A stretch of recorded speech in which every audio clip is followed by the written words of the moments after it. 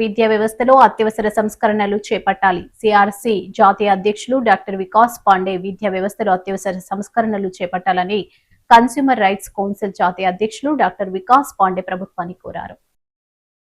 సోమవారం టాబా gardens press క్లబ్లో నిర్వహించిన మీడియా సమావేశంలో ఆయన మాట్లాడుతూ పాఠశాల విద్యార్థులపై పెరుగుతున్న విద్యా ఒత్తిడిపై ఆందోళన వ్యక్తం చేశారు.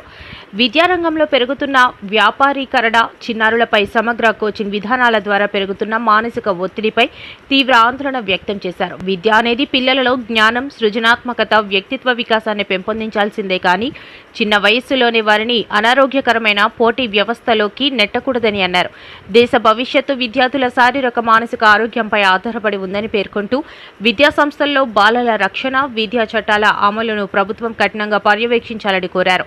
అలాగే కొన్ని ప్రైవేటు విద్యా సంస్థలు కోచింగ్, ఫలితాల ఆధారిత విద్యా పేరిట తల్లిదండ్రులపై ఆర్థిక భారం, ఒత్తిడిని పెంచుతున్నాయని పేర్కొన్నారు. భారత రాజ్యాంగం, విద్యా హక్కు చట్టం, జాతీయ విద్యా విధానం 2020 ఆత్మను పునరుద్ధరించాలని విద్యాశాఖ అధికారులను కోరారు. విద్యా వ్యవస్థలో చట్టబద్ధమైన సంస్కరణలు చేపట్టాలని కోరుతూ కేంద్ర విద్యాశాఖ, ఆంధ్రప్రదేశ్ ప్రభుత్వం సంబంధిత విద్యా అధికారులకు సమగ్ర నివేదికను ఇప్పటికే సమర్పించినట్లు తెలిపారు.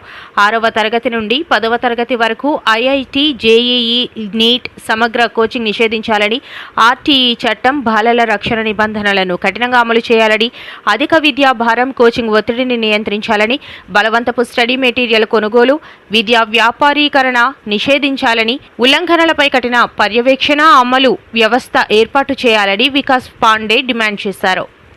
మన ఎడ్యుకేషన్ సిస్టమ్ కోసం పోరాటం చేస్తున్నాను.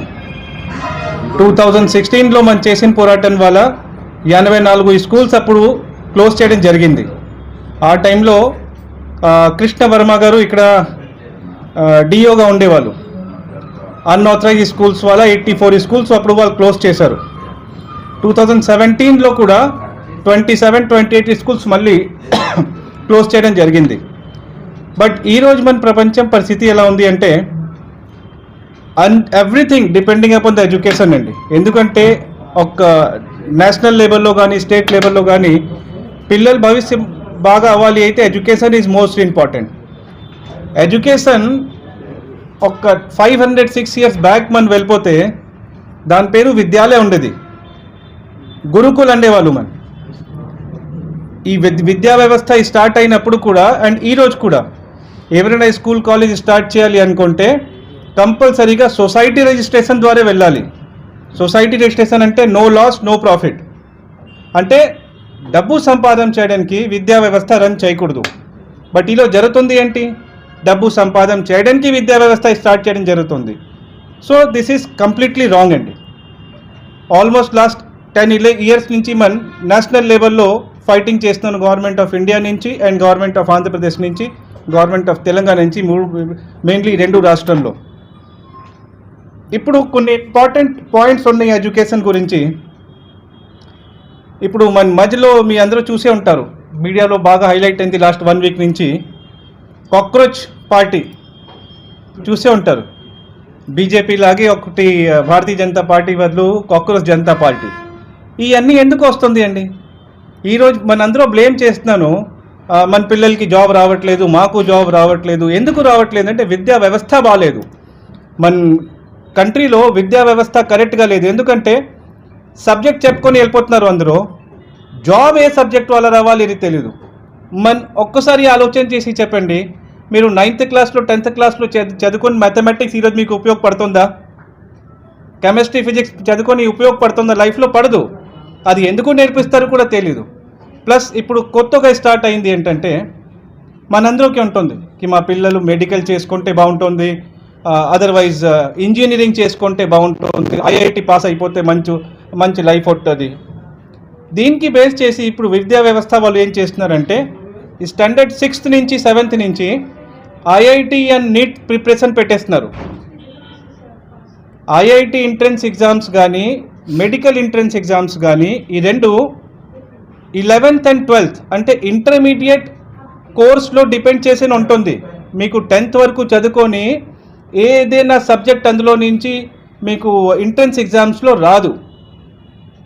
ఐఐటి కానీ ఇంజనీరింగ్ కానీ మెడికల్ ఎంట్రన్స్ రాయాలి అయితే కంపల్సరీ అది 11th and 12th బేస్ చేసి ఉంటుంది. 11th 12thలో చదువుకున్న తర్వాత ఇంజనీరింగ్ ఎగ్జామ్ రాయాలి, మెడికల్ ఎగ్జామ్ రాయాలి తప్ప 6th క్లాస్ పాస్ అయిన వెంటనే కాదు. బట్ ఈరోజు మనం స్టేట్లో చూస్తే ఎవ్రీవేర్ ఈ స్టాండర్డ్ 6th నుంచి ఐఐటి పేరు చెప్పేసి, మెడికల్ పేరు చెప్పేసి లక్ష అమౌంట్ కలెక్ట్ చేయడం జరుగుతుంది. పిల్లలకి టార్చరింగ్ జరుగుతుంది. 6th క్లాస్ అమ్మాయి కానీ 11 years 12 years అండి. వాళ్ళకి వాళ్ళ లైఫ్ కోసం ఏ ఆలోచన ఉంటుంది? వాళ్ళకి ఏం తెలుస్తూ తెలీదు. బట్ అప్పటి నుంచి ఐఐటి మెడికల్లో వాళ్ళకి పెట్టుకొని అన్నెసెసరీగా వాళ్ళ లైఫ్ పాడు చేసేస్తున్నారు. End of the day result ఏంటి వస్తుంది? కొంతమంది బాగా ప్రిపేర్ అవుతున్నారు, బట్ మిడిల్ రేంజ్ వాళ్ళ కెరియర్ పాడైపోతుంది. వాళ్ళకి వేరే కెరియర్ కనిపించట్లేదు. ఇన్ని కెరియర్స్ ఉన్నాయండి, ఆర్ట్స్ చేసుకున్న తర్వాత, కామర్స్ చేసుకున్న తర్వాత, ఈవెన్ సైన్స్లో కూడా ఇంజనీరింగ్ మెడికల్ కాకుండా కూడా బోల్డ్ ఉన్నాయి. ఇప్పుడు సైంటిస్ట్ అవ్వాలి అంటే ఇంజనీరింగ్ చేయ అవసరం లేదు,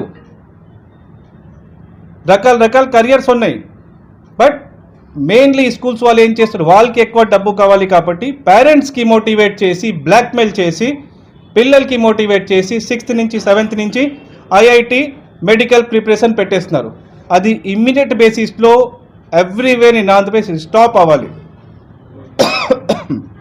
ఎందుకంటే దానివల్ల ఏమవుతుంది అంటే 11th వరకు 12th వరకు పిల్లలు చదువుకున్న తర్వాత వాళ్ళకి నచ్చిన కోర్స్ వాళ్ళకి రాలేకపోతే వాళ్ళు సూసైడ్ అటెంప్ట్ చేసుకుంటున్నారు.